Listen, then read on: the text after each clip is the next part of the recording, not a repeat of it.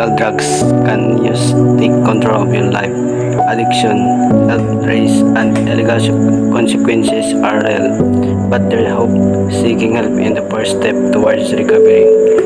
Support groups, counseling, and treatment centers can guide you through the process.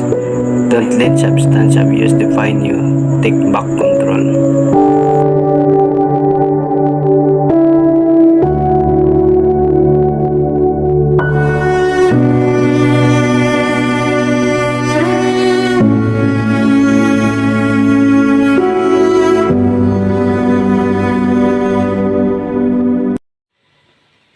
Drug is a friend.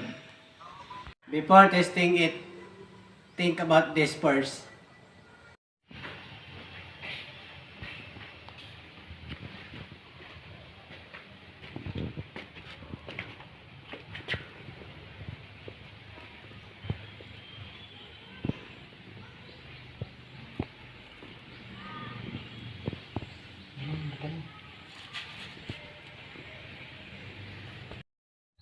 How about your life?